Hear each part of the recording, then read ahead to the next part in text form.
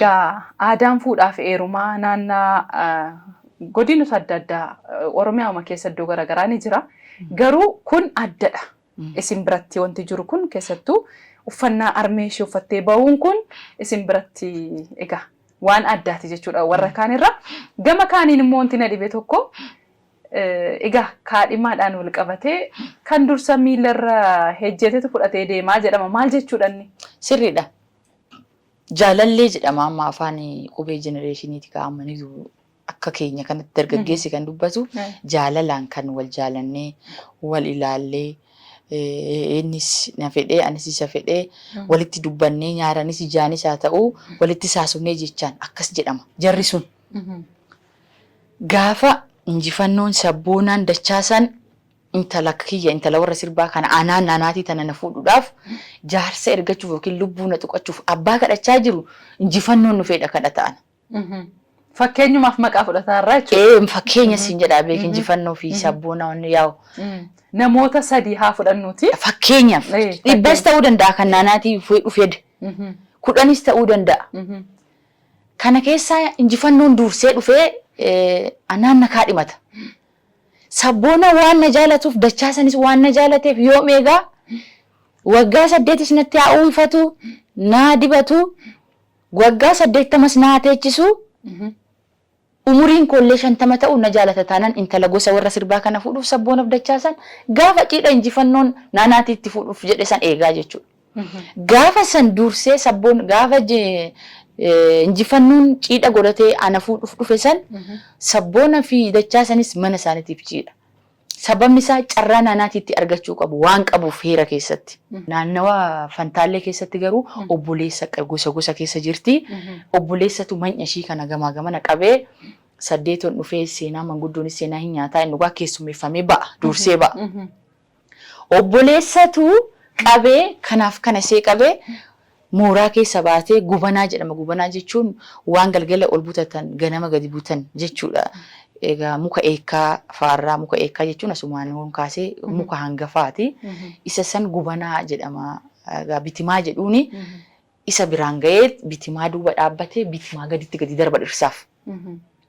Shuburbuta jedhamu warri naanaatii dhirsa kaadhimatirraa fudhachuudhaaf ta'an sun shuburbuta jedhamu. Shuburbuta jechuun beektamiti kan irra keessa bararu gosoota simbirroo keessaa jechuudha. Shuburbuta jedhamu. Kan dafee luka shiirra lukarra ejjetetu fudhata jechuudha. Dursee niitii injifannoo waggaa 80 xuwwisee kana sabboonaan ejjetan niitii injifu sabboonati. Kun amma ganaanaati. Aadaa naannaa keessan ammayyuu jirudha jechuudha. Amma waggaa 3 dura waraabesan. Amma waan amma jiru. Kan nama ajaa'ibuudha. Hordoftoota keenya aadaa fuudhaaf heerumaa naannaa Oromiyaa keessa godinoota adda addaa keessa jirurra kan naannaa Karrayyuu baay'ee addadha. Akkuma amma naannaatiin kaastee jirtu gaa obboleessi kan keef obboleessi kan koo durba tokkotu dhaqanii ituunni kan kooti obboleessi kan koo durba tokko haasaate inni kan keetii immoo isees yoo barbaade gaafa cidha obboleessi kan koo ishee fuuchuuf taa'u eegaa jechuudha. Yoo durseenni kan keetii dhufee miilarra ejjete isatu fudhatee deema. Isa fudhatee deema. Seerri siin kennaaf. Tole gaa.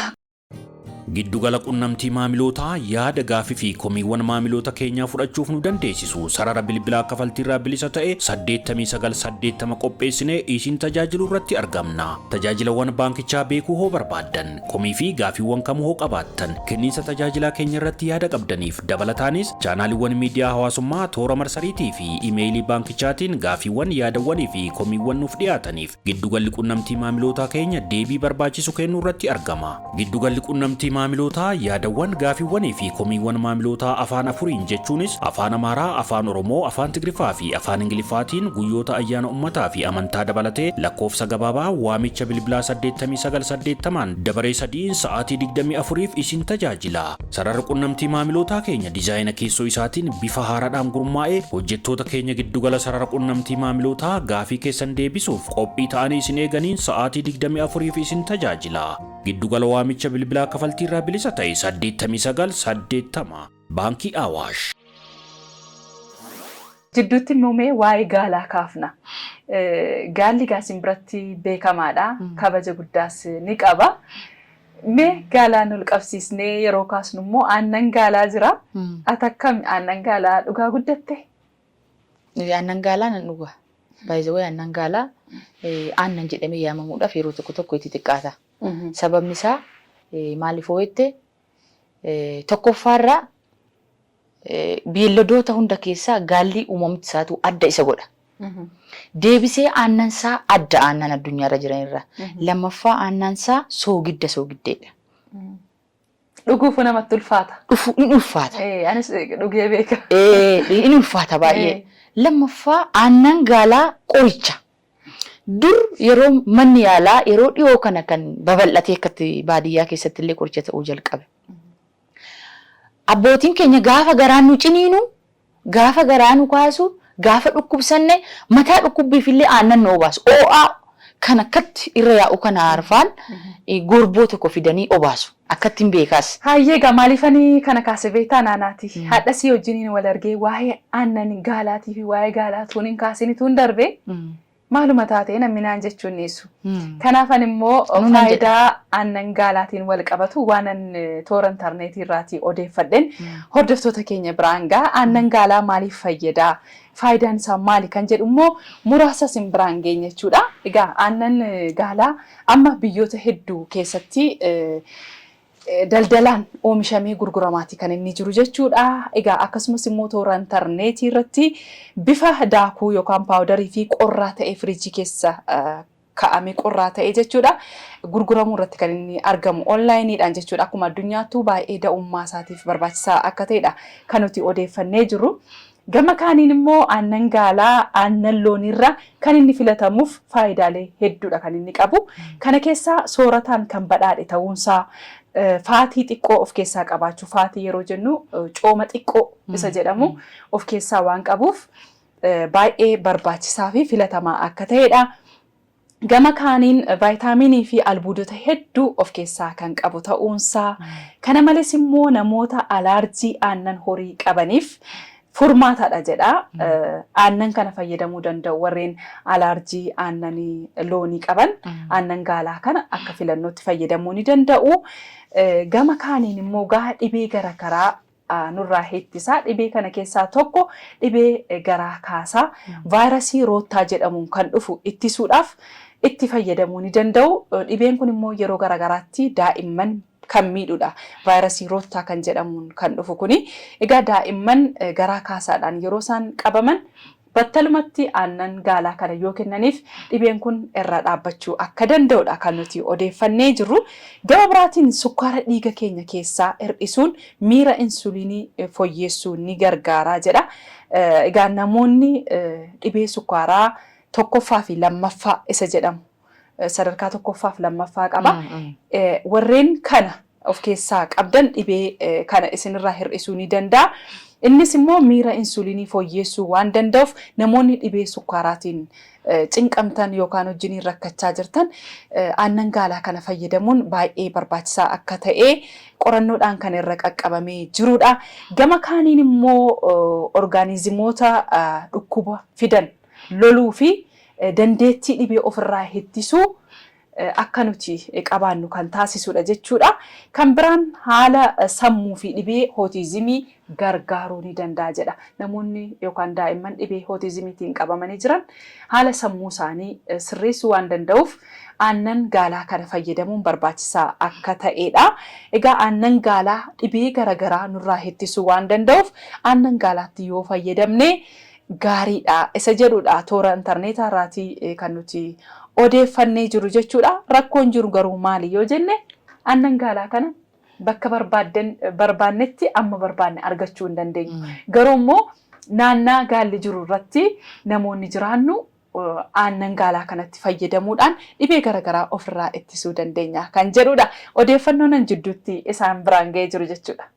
Tole bareedaadha. Keessattuu naannaa keessanitti yeroo ati barnoota barattu shamarran magaalaatti ba'anii iddoo biraa deemanii barnoota barachuun baay'ee rakkisaa akka ta'ee fi hawaasa naannaa sanarraatii adda godhamtanii akkasin ilaalamtanidha.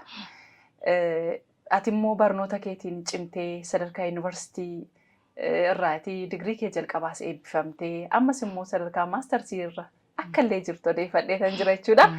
Kanaaf naannaa keessanitti shamarran sadarkaa lammaffaatti gaafa darban gara magaalaa gara iddoo biraa yoo deeman naannaa sanarraatii akka addaatti akka ilaalamanidha. Ati immoo bu'aa bahii sana hunda keessa darbitee sadarkaa kana geesseeti kanatti jirtu. Isa dhugaa dubbachuuf fakkeenya dubartootaa kanan duratti jedhe kanaafidha jechuudha. Nan danda'a nan ba'a jettee yoo yaadde dubartiin tokko ba'uu akka dandeessu cimoo akka dandeessu kan agarsiisudha. Mee barnootaan wal qabatee haala ture mee akkamitti nuu kaasta? Dhugaadha. Seenaan ati amma kaastee dhugaadha. Ani bara kiyyatti yeroon baradhe duriyyee ta'een baradhe. An duriyyee miti garuu. An duriyyee miti. Maaliif duriyyee jettere?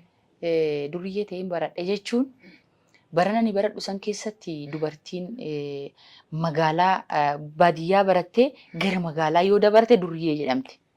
Kan manni barumsaa ijaaramee haga tokko haga afurii qofa. Maqaa kee barreessuu sanuu akkam nama maatii cimaa hoo qabaattedha. Kan yookiin hangafti kee geessota waan jedhamutu jira dargaggeessi galgala baratu. Namoonni akkasiis dursanii yoo jiraatedha dubartiin kan seentu. Nu biratti dubartiin umurii ija guutte taanan jaarsummaa si ergama gosa saniif kennamte barachuun siif hin eeyyamu. Gara magaalaa yoo darban duriyyee jedhamu waan ta'eef namuu si fuudhu. Waan si dinqisiisu waan duriyyee ta'een baradhe. Kana hoosiin jedhu gaafa namni kutaa 4 fixee kutaa 5tti darbu gara maatii koollee deemu hangan deemuu dadhabutti. Sababni isaa daangaa sun kaa'ameera waan ta'eef dhuftee ilaaliin taltee beluu magaalaa galtee akkanatti jedhanii hanga heerummaa dhirsa dhabuutti geecha jechuudha yeroo nan baradhe sanitti. Hayyee hordoftoota keenyaa weellistuu Naanaatii wajjin egaa yeroo nuti dabarsine kana fakkaata ture isinis immoo nu hordofaa turuu keessaniif guddisnee isin galateeffanna. Sponsoroonni keenya dhaabbata daldala buna qarcaashee sadarkaa pilaatiineemiitiin akkasumas immoo baankiin Awaash sadarkaa pilaatiineemiitiin sponsora keenyadha. Kan isaan turanii guddisnee isaanii galateeffanna. Qopheesse kan isiniif dhiyeesse ani Nasraa Shariifii gama ogummaa kaameeraattiin akkasumas suur-sagalee gulaaluudhaan Yilqaalaan taanaa nu wajjiniin kan inni ture. Sirba kana egaa hordofaatii torban immoo qophii kan biraatiin kan walitti deebinu ta'a. Torban kun kan yaaddan kanatti milkaa'u kan nyaattan kan itti sifaasiniif haa ta'u fayyaa nu ta'a.